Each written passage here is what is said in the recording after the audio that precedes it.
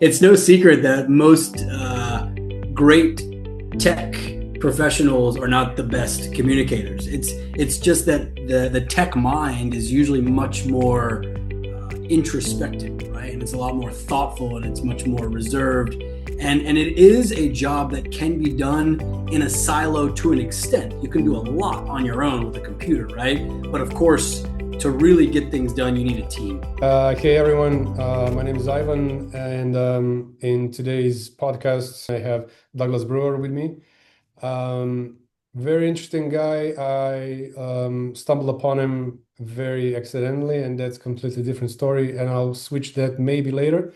But I wanted to introduce what he does and essentially what the hype around his work is. And I think the best way to do it is just to let him introduce himself and tell us more about his startup essentially and work he does in the communication area.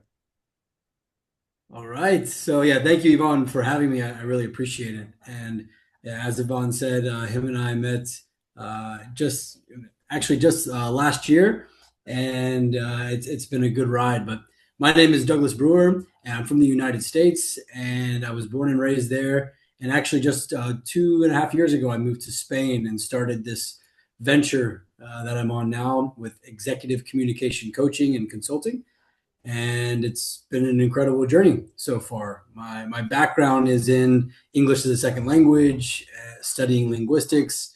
I received my master's degree when I was studying in China, and I focused on the Mandarin language specifically. Back in the United States, I switched my focus back to English language, and then I actually took a respite from language and dove into hospitality and actually got into the HR sector, but still teaching in a way because it was training and development. So I was focusing with the soft skills and the academic side of things when it comes to the business, right? And helping individuals become onboarded with their jobs. And now that I've moved on my own and started my own business, the concept is to work with clients and work with organizations that want to improve their English language and their executive presence. Cool, man. Makes sense. So why Spain, if you don't mind me asking? Oh, why not? You know, it's a beautiful place. I love language, and it's a language that I've always wanted to learn. And I don't want to sound like every other American that says, "Oh yeah, I know Spanish and just knows a couple phrases." But living here has been great because of the culture and the people. And yeah, my wife is from Miami. Her parents are Cuban, and so she has a background that dates back to Spain, and so she was also very curious about the culture in the region. And luckily, I have a partner that supported me enough to say, "Hey, let's pack everything up and move abroad and try the gig economy." So both her and I are running our own businesses now, teletrabajo or remotely from Spain. Nice. So cool. Thanks for the intro, by the way. And the way I like to start these conversations is typically with something that fills this void in the market with solution. Like you are running your business and it solves something. I'm running a Hmm. business right now as well, and it Yep. solves a problem. Certain, it fills the gap or void or whatever there is a problem out there in the market or specific niche or whatever. So, Hmm. which one do you solve? Your business fixes what? There are a lot of English tutors out there, right? And there are a lot of coaches and consultants out there. So my niche is somewhere in the middle. I bring my expertise with teaching English as a second language and understanding the language and the academic side of things. And I combine that with my ability to essentially assess needs when it comes to training and development and skill set and upskilling, and I bring those two together. And what I realized was that yes, there are a lot of people that need English training, but there are a lot more that are at this like B2 C1 level, which if you're not familiar with the CEFR is like a upper intermediate or lower advanced level of English, and they're operating fine in an English speaking world because let's face it, we're in an English speaking world, but they just don't have the level that they would truly like to have, right? They can't achieve exactly what they want. They don't have the confidence they want. Maybe it's their pronunciation, maybe it's something as obvious as that. But a lot of times it's something more internal that they need to try to work through. And so my job is to be a surgeon in a way and go in and diagnose exactly what it is that the individual or the company is looking to fix, and then trying to remove or add what is necessary there for that individual. So I'm guessing you're working with different verticals in the organizations, like Mhm. HR, engineering, maybe sometimes. Does that happen as well? Absolutely. There are, I would say the most exciting part of my job is that the people are so interesting. Like, for example, when working with you and your team, in the IT and cloud consulting industry and the tech side of things, I may not have that knowledge as intimately as you have, but my job is to not understand what it is that you do. My job is to help you understand how to explain what you do so well in English, right? And I've interacted with individuals in HR. That's one of my backgrounds, so I can provide a lot more insight and expertise when it comes to HR. Anything with training and development, with education, with linguistics. But my clients run the gamut of industry, market and advertising, as I said, tech, education, individuals in fintech actually at the moment, and cryptocurrency. So yeah, it's been interesting to dive into these different industries. Awesome.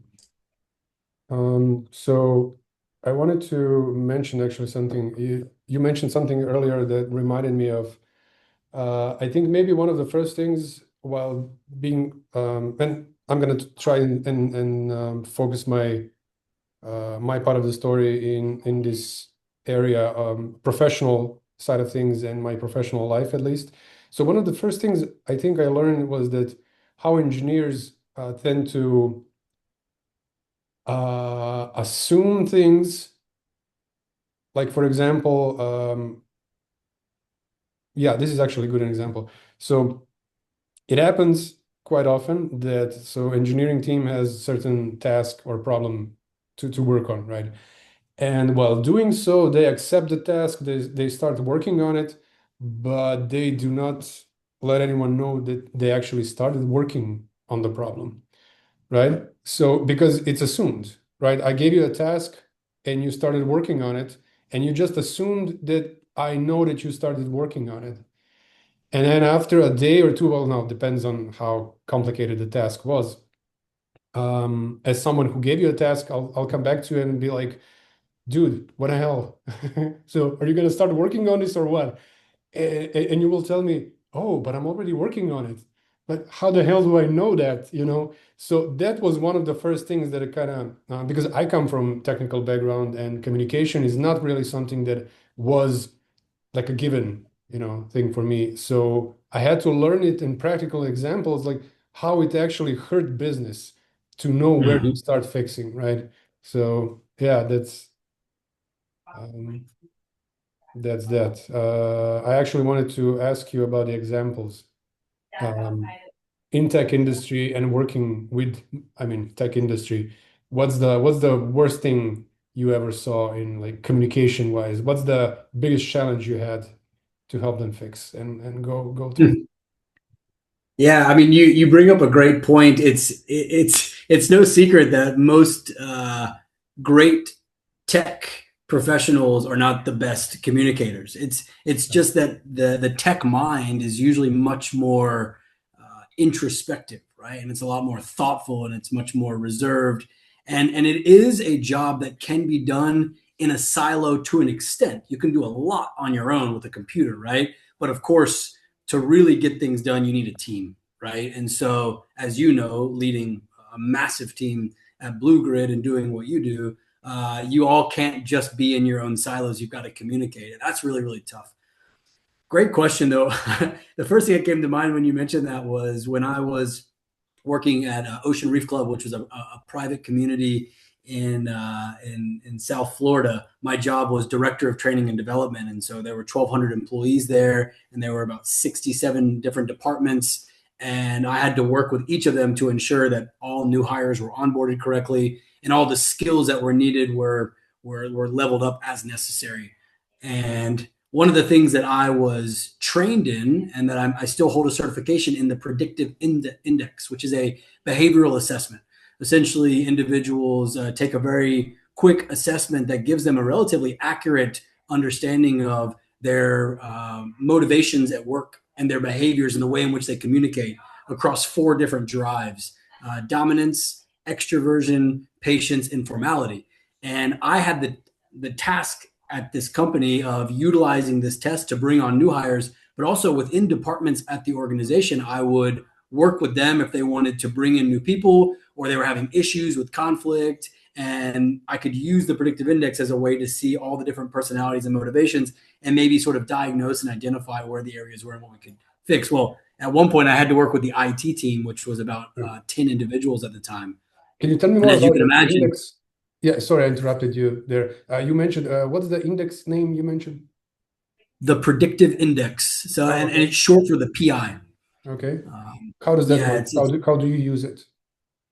it's a fascinating tool. It was developed in the 50s by the US, specifically for the Navy, but because the idea was once you want to send a group of individuals on like a special mission, it's usually a small group of people, but they got to be able to work together really, really well. And you want to identify all the different ways in which they communicate, how they're motivated, how they engage, how they receive feedback, how they give feedback, all of these different areas. And ever since then, it's been used in organizations around the world. Essentially, what you do is I could send you the link right now. You go online and you answer two questions. The first question is, how do you view yourself? And it's literally just 100 adjectives, and you just click whether you think, and you don't overthink it. Does How do you view yourself? And there are words like charming, reserved, passive, excitable, right? And I mean, they're all over the place. And some people overthink it. That's part of the test. Some people don't. And you can check as many or as few as you like. If you check too few, it'll tell you, hey, check a few more, but you can check as many as you like. And then the very next question is the exact list of adjectives. But the second question, instead of how do you view yourself, it's how do others view you? And that's it. And just based on the information that they gather from those two very simple questions and all the different boxes you checked, they come up with a sigma graph. And the graph has, it's actually three graphs. The first graph is your answer to the first question: how do you view yourself? The second one is how others view you. And the third one is a synthesis of the two. So you end up with three graphs, and it's set up across, like, you have a line right down the middle. You could call that the median. And then you've got the first sigma that goes to the left and right. You've got the second sigma and then the third. And you fall into those four categories of dominance, extroversion, patience, and formality. And your dot will fall either, like, for example, you might be highly dominant. You might fall in the third sigma of dominance. Or you might be really, really introverted. So you might fall in the third sigma of introversion, or you might be right in the middle. So maybe you find yourself on the line. You're a bit introverted, a bit extroverted. Maybe you're an ambivert. So it's pretty cool. And then you get those four dots, and then also the relationship between, for example, being highly dominant and being highly introverted has a relationship, just like being highly introverted to being very formal has a relationship. And so you don't only get the four specific quadrants, you also get all the relationships between them. So you can draw a lot of data about an individual, about, again, how they receive feedback, how they give feedback, how they communicate, and what motivates them mostly. Yeah, it reminds me of Big Five kind of personality test. There it is. There it is. Yeah, these are all behavioral assessment tools. Myers Briggs, Strength Finder, DISC. There are loads of them out there, and most people. The reason why I brought this story was because you mentioned, like, when was the most difficult time you had to interact with, like with that type of personality, or with interacting with tech teams. What did you find difficult? Well, imagine walking into a room of people who, as you can imagine, all fall on the really introverted side of things, the very introspective side of things, very reserved, not very trusting of these types of models unless they themselves have studied them and Yeah. truly understand them. And so they take this super quick test that takes them 5 minutes. And then I walk in the room and tell them everything about themselves and how they should be working well with each other. As you can imagine, it didn't go over very well in the first few minutes. So I had to spend the first 30 minutes essentially helping them understand that this is a validated test. I had to give them all the background. I had to walk them through it. Essentially, I had to prove to them that there is some validity to it, but also let them know that by completing this test, they're not in a box, right? You're not you're not just these dots on the paper. You're still an individual, but this is a layer. This is a piece of you that can really be quite helpful because now you can identify part of your style and you can identify the style of others, and maybe you can change your communication a bit to fit theirs, and maybe they can change their communication a bit to fit yours. That's the beauty of the PI. It's not meant to be a one size fit all, but Yeah. oof, trying to convince a room full of guys that all fall Yeah. into that same category that this was something that would be useful for them was quite difficult. And by the end, I would say maybe half of them were kind of nodding their head. They thought it was interesting. It took weeks afterwards for them to sort of see the result and some follow-up sessions to really drive it home. Yeah. And I'm guessing, um, well, the one thing I wanted to ask you actually, I think you kind of already answered me that, but let me give it a go. So, if you had to say that most of your not work essentially, but inquiries come from people who want to fix one specific thing, would it be like professional communication? Would it be narrative, grammar, something else? Like, Mhm. do you see a pattern there? Like, where does it mostly, like, what's the burning point in most cases? Now that I've sort of refined my ICP, I'm definitely seeing it a lot more. It's around professional communication. As I said before, these are individuals that have an upper intermediate to lower advanced command of the English language, some of them even at a near fluent level. Making very minor mistakes in their communication. Their pronunciation is very sharp. They get by day to day, understanding, speaking, and communicating in English. They just want that edge. I think is the best way to describe it. They want to be able to think in English. They want to be able to truly respond in English, right? And these are hard goals to achieve. They To take dream in time. English. Yeah, that's it, right?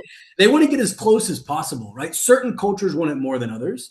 For example, for some reason, my German clients really don't like the German accent. They want to completely get rid of it. They think that it sounds kind of hokey, right? And they want to have a very American standard accent. And I usually tell them that that's not the most important part, just be understood. But for the most part, what people really want is they don't want people to be distracted by their English, if that makes sense. They want their knowledge that they have just in their mind that happens to be rooted in their native language to come across in their second language, which is English. And I think that's a very fair thing. And so most people want a sharpening of their communication. So for most of them, it's again identifying individually, but a lot of times it's confidence building. It's understanding what executive presence is. It's understanding how to operate in an English speaking world. So what do these Western boardrooms look for? What are they after? What do high stake communications look and feel like? Setting up that safe space for them that we can interact in together. That way, when they step away from their sessions with me, they can apply those concepts. And then, of course, they can come back and engage with me. And again, because I'm a coach, because I'm a consultant, it is a process. Right? Yeah. Essentially, do you think it boils down to repetition? Because essentially, if you want to communicate in the other language, whatever that language might be, if it's not your mother tongue, then you're doing the translation on the go. Even, I mean, right now, I'm doing that, but maybe more faster than someone who's just starting learning it. But that's what you're doing, and the more you repeat, the more effective you will be, right? Absolutely. Yeah. Repetition is one word for it. I would think about it as discipline as well, right? Because in order to maintain that repetition, you've got to be disciplined.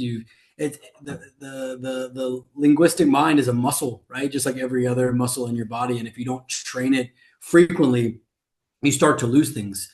For example, I lived in China from 2010 to 2014, and I became fluent in the language. But if you ask me right now to speak Mandarin with you, I would be very rusty because it's been 12 years since I lived there and I actually interacted in that language. And so imagine if you stopped speaking English today and I started talking to you in English in 12 years. Yeah, you would have heard it a few times here and there and maybe spoke, but you're not using it. A lot of my clients fall into that category where they learned it in school. They grew up watching, English is everywhere, right? They listen to the songs, they watch the movies, they see it on TV, but they just haven't had that discipline and that repetition, as you mentioned, right? To just do it over and over and over again. And I provide that for them. I provide that ability for them to engage. And I encourage them and challenge them as their coach to get more of that in their day to day. stop just watching Netflix randomly here and there, or every once in a while having a conversation in English. No, make it a part of your day, put it in the forefront of your mind, and then you'll really start to see some real improvement. And again, like you said before, that ease of translation, or even better, no translation at all. Like when Yeah. you're in the moment with English, you're truly thinking and engaging in it, and then you can switch back over to your native tongue. Yeah, totally. I remember the time when, again, business-wise, I had so many same conversations with different customers, and I was so not just myself, like a lot of my colleagues who were working back then with me. So I was able to do one thing while talking to a customer and solving their problems, just like, you know, all the things that I already did for all these different customers boil down to few same problems. And it was just easy to kind of do one thing and then at the same time, talk to them, help them solve their problems. Even so, two of my colleagues were on the phone with customers and playing video games at the same time. Yeah, the one of Yeah. those colleagues is actually Alex. You met him. Ah, great. Yeah, I mean the mind is an incredible thing, right? And most people will say that we can't multitask well, but we can multitask, right? We can Yeah, we can do more than one thing at once, right? yeah, right. So, so let's see, what do you think, based on your experience, I guess, what's the hardest thing for your students to get right in English? So, what's this thing that they struggle the most to get it right? Oh, I can tell you what's you're hitting mine. I can tell you what's mine for sure. go, yeah, go for it. Go for it. It's a great question. I'd love to hear yours.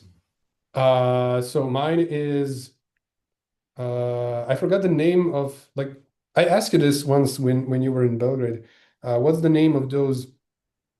I'm gonna give you an example actually. So good example would be Doug is really good at keeping cold drinks in the fridge. You know, that tells about you. That tells something that is essentially a one word. But in Yep. English, there is this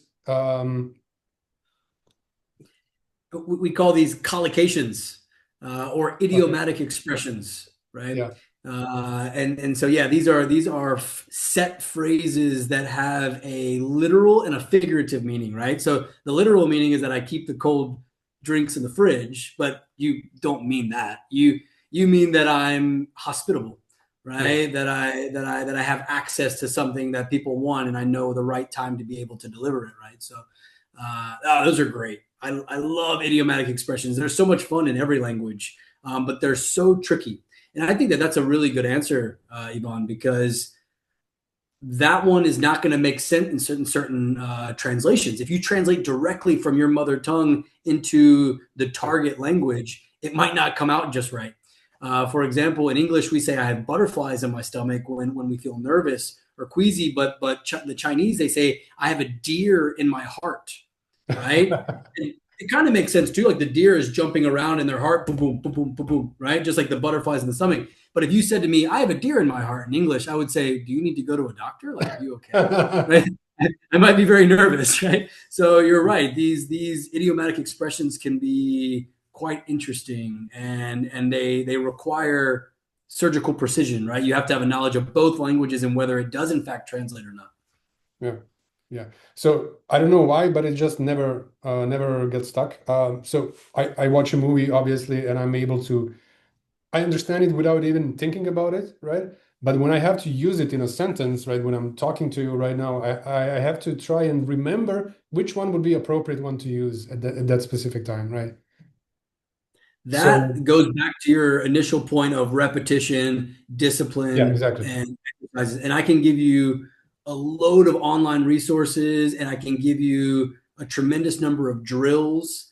Again, just like if you want to target a certain part of your body to work out, you've got to hyper focus on it, right? Well, I can give you drills to help you hyper focus on idiomatic expressions and collocations. It's actually something that I prioritize with my upper intermediate, lower advanced clients, which again, the majority of them are, because they're useful, right? Now you don't want to get actually earlier today, and I teach a lecture for an online Austrian academy, every Tuesday on business English. And actually today, one of the things we spoke about were buzzwords and idioms in English and how they can sometimes be very distracting, and they can sometimes even miss the mark. So one of the reasons why you might think to yourself, "Oh, I want to use it, but I can't," is because you might not know if it's actually going to work, and there's fear there, right? And so then you don't use it because you're afraid it's not going to land. So why not just go with an explanation of that same idea instead of saying Doug keeps cold beverages in the fridge? Why not just say, "Oh yeah, he's a really hospitable guy. He really knows how to set the mood." That's easier for you to say than trying to maybe use that expression. So it really does take practice and time and becoming comfortable with those expressions. Yeah. Well, that makes sense. Although I myself never really um, never sat down to actually work on that problem. As I said, it just never got stuck. And I'm kind of guy that like to I like to see a fruit of my work, when I'm working on it. And when I don't really expect it to be there, but it's kind of, I learned English by like listening to music and watching mu movies and everything, and it just got stuck, right? But this thing, it just didn't.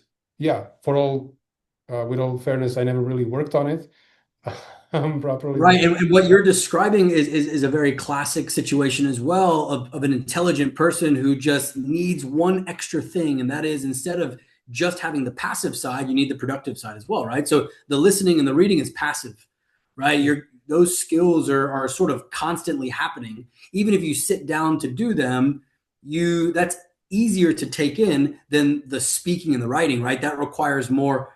Those are productive skills. So all languages have two and two. And so you can do the passive skills, and the passive skills are sort of just happening whether you want them to or not. But the productive skills are what are really going to cement those in place. So you keep hearing all these expressions, and it's great. Like you said, it's in there, and you can't get rid of them. They're in your mind. Now you've got to start producing it. So honestly, what I would suggest, and I think you should do it with the phrase that you told me earlier, just start saying it. You'll probably annoy everybody in your office yeah. and all of your clients. Just start using it all the time. And before you know it, you'll start identifying mistakes are the best way to learn, as we all know. So you'll start identifying areas where it doesn't work, and you'll start identifying times where it does work. And before you know it, you really nailed that phrase and you can move to the next. It's as simple as that. And so with a lot of my students, what we'll do when we meet is we'll just pick a few that have been on their mind, some that I think are really useful or some that they brought up to me, and we just try different scenarios and see which ones work, which don't. It's sort of like a test lab with me, and then they go out and try it themselves. And I always challenge them to come back and say, "How'd it go?" And I get these great stories of, "Yeah, it worked really well here, and it worked. It went over like a lead balloon, in this scenario, right?" So. Yeah, makes sense. Makes sense. The first time actually I heard about this one is I was watching one of the Andrew Huberman's podcasts. I forgot who Mm-hmm. was but he was talking about Friedman. So he was telling this other person how Friedman is really good at I think it was Friedman. But yeah, cool. So here's what I'm interested in. Like you're doing this for quite a while now. So is there a success story you would like to share? Like the one that's really the big one. Yeah. Oh man, there's so many actually. If you don't mind, I'll just name a couple. I had an opportunity to work with a young woman from Peru, and we only spent 6 months together because she came to me with a very specific goal. She wanted to get into Harvard, and she had the language, she had the knowledge, but in order to get into Harvard, you have to pass very specific tests. When it comes to English language, you have to showcase your ability to engage and interact, not just in English, but at an academic level.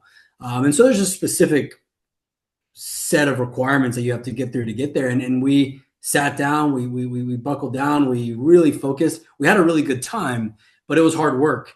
And sure enough, she got in. And it's those are the types of situations where I love what I do because I love seeing that direct, like you said, the fruits of your labor, right? It's one of the best feelings in the world to actually put that time in and to see it come to fruition. So that was a really great one. On a less obvious note, of course, I want to get into a school. I get into that school.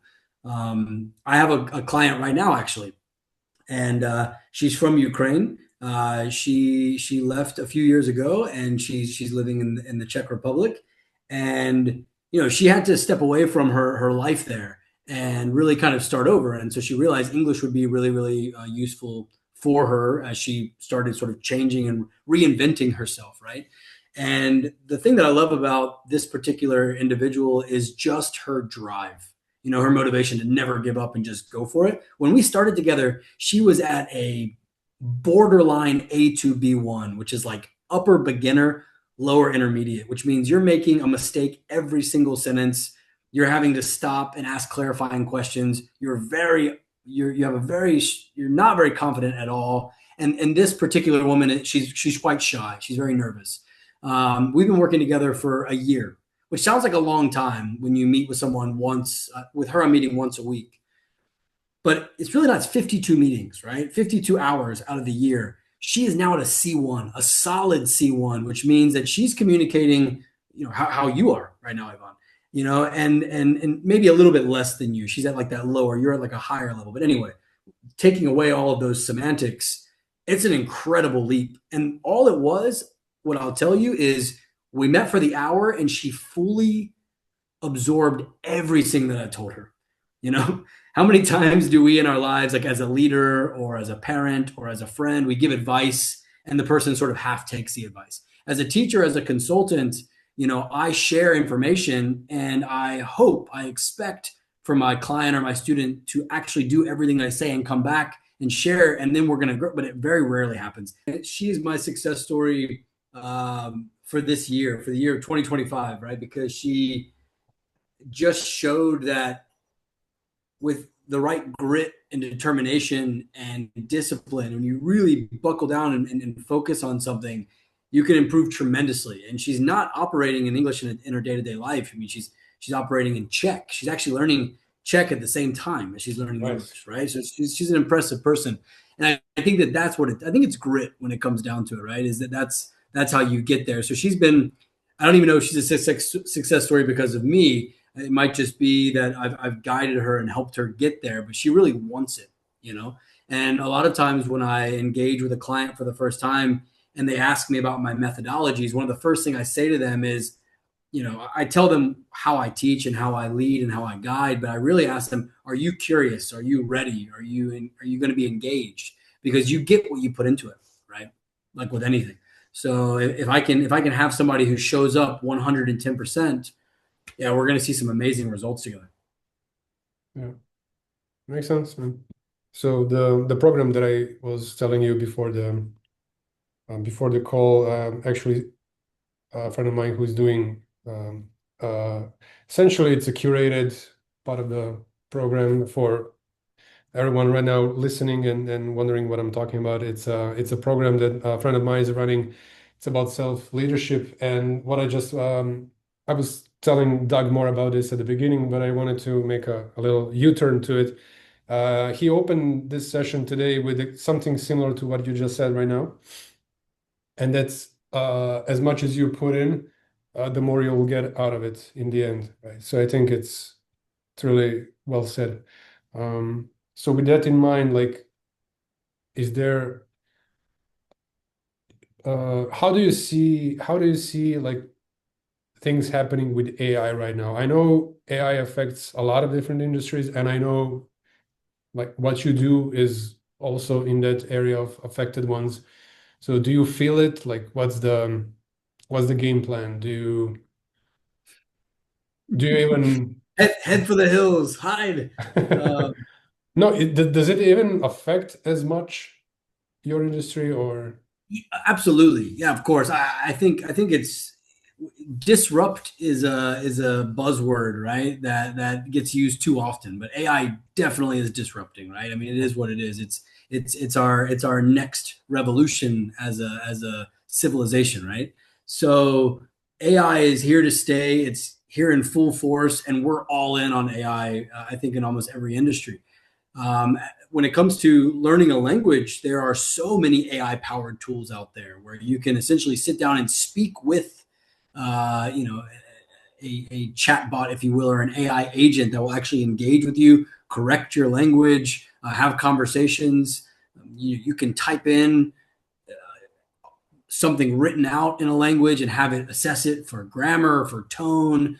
So AI exists. I just don't think that at the moment there's anything that can replace that authentic human interaction. And I know it's a very cliche answer because almost everybody who says they're being replaced by AI says, yeah, but they can't replace the human side, right? Eventually it probably will. Yeah, But for but I right know, I now, mean, yeah, allow me to jump in really quick, because I think that what you do by design is pulling back from the technological chaos into more human interactions. Because why would you teach someone communication skills in English language if you don't want them to communicate with other people? So it by itself, by design, kind of, conflicts with this fear of being replaced by the AI, because yeah, you want this unique human interaction because that's what you do.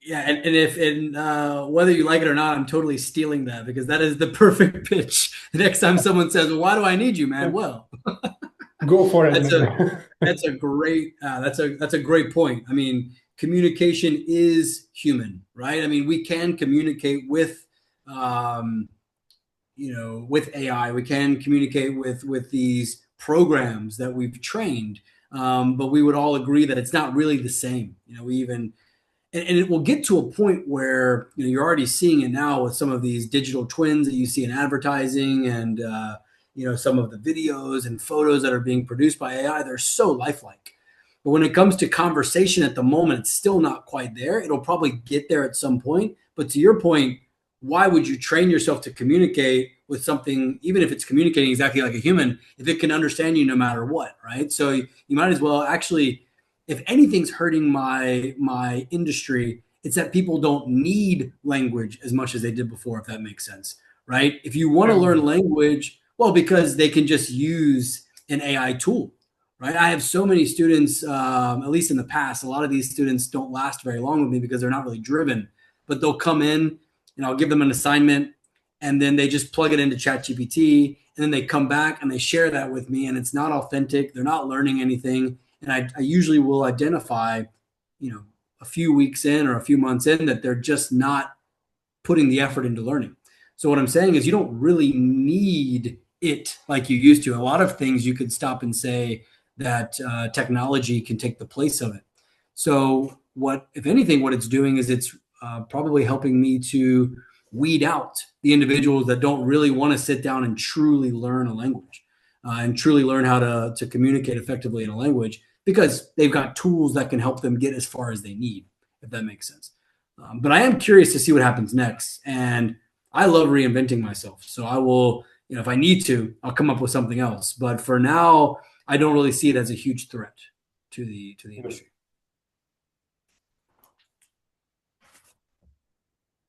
Yeah, okay.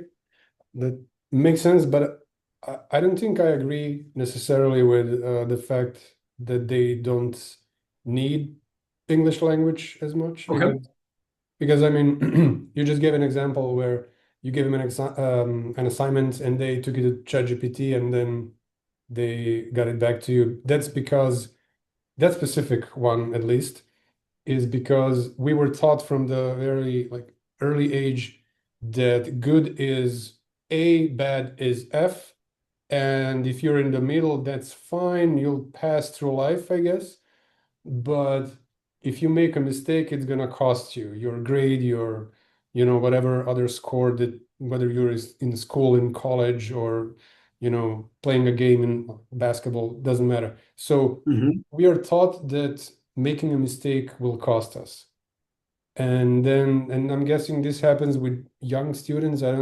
I just assume that this ChatGPT thing doesn't happen with, older ones, I guess, more mature people, I guess. No? Am I right? Yeah, the majority of individuals and I don't, and because of this, I've sort of gotten to a point where I'm not spending. My ICP has shifted because of that, Mhm. because I really prefer the more like mature individual that's really driven by it. But you're right. Yeah, you see it a lot more with the younger students, Yeah, and also I see it a lot more in Asian cultures. I see. Well, that's interesting. So I understand the age part because they are transitioning from school system, which taught us that making a mistake will cost us. So they are applying same ideology in your courses, right?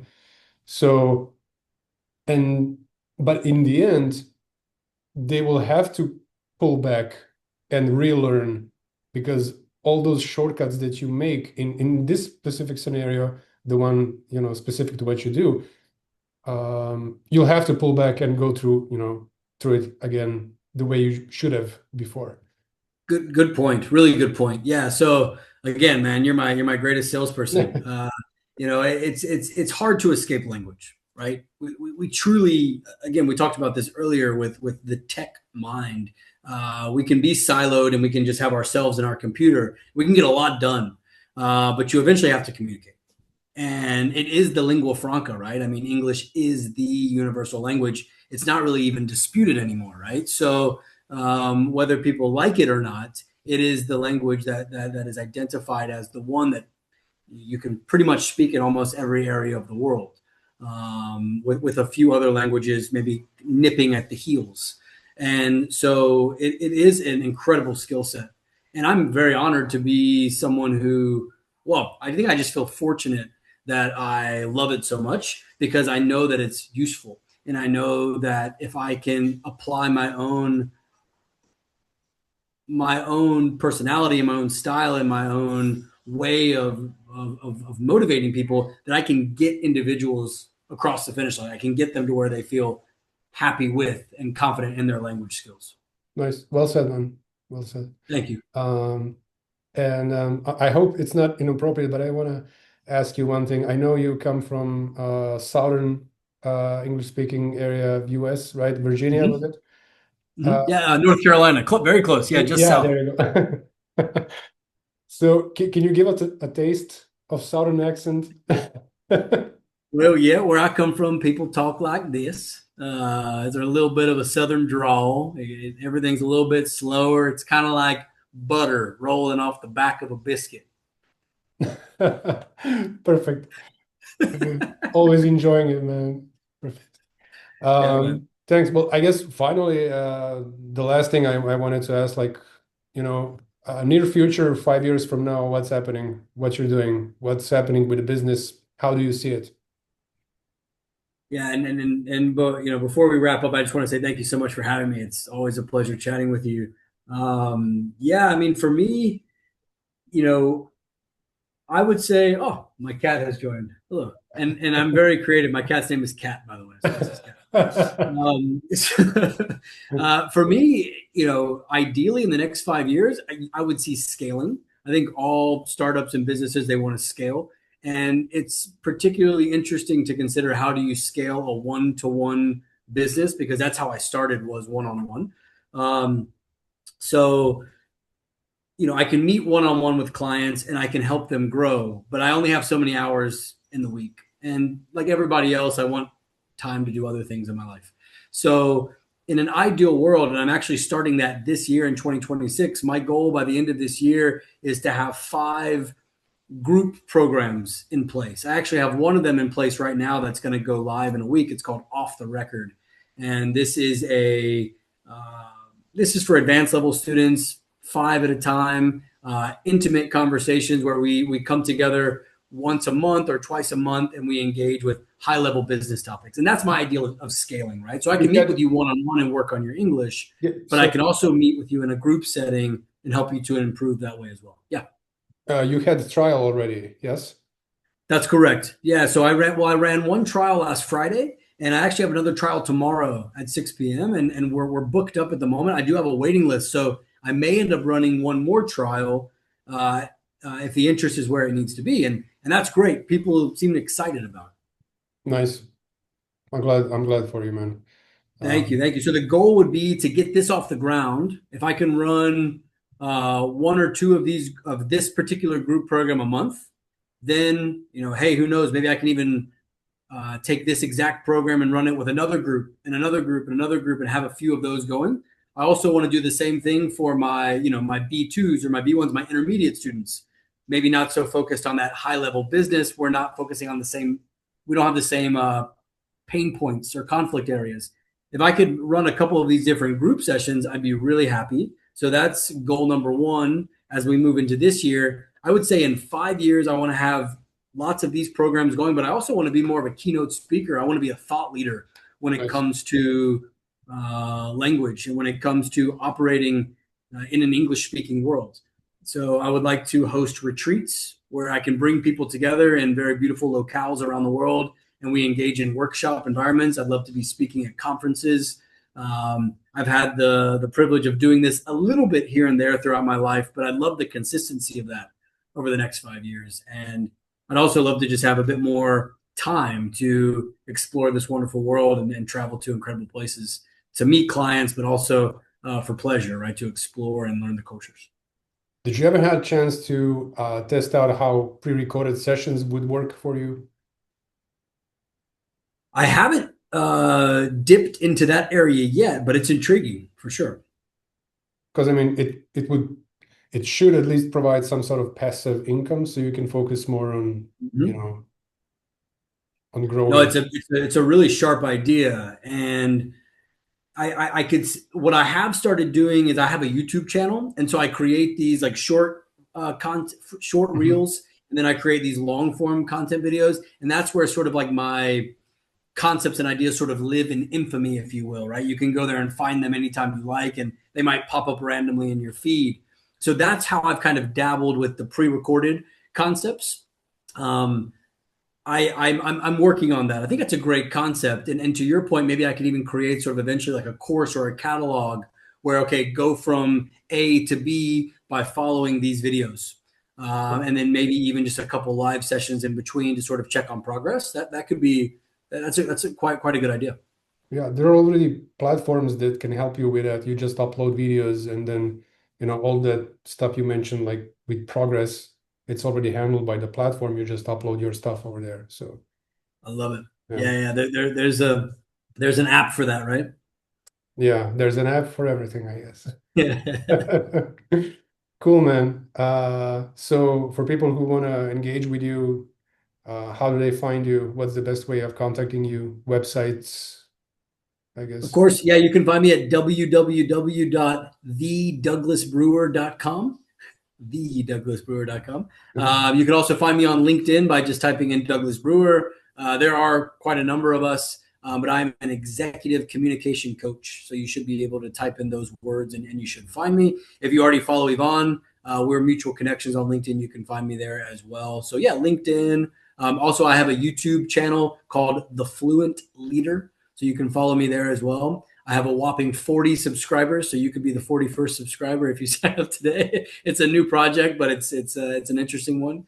And yeah, those are the best ways to find me. I appreciate you plugging that for me. Thanks for this session, man. Much appreciated. And I think folks who listened and saw us enjoyed, learned something, and I can say that I feel like a lot of them will be eager to get in touch with you because the stuff we talked about, I think I think people can feel and already see a usefulness of it in the world and how it can help them individually and how do we help um, humanity globally is by working on ourselves as well. So I think this Thank you, and thank you for giving me a space to share it, Ivan. I really appreciate it. This podcast project is very cool, and I'm grateful to be a part of it. So thank you so much. for sure, man. Thank you. Much appreciated. All right, brother. See you. See ya. Bye bye.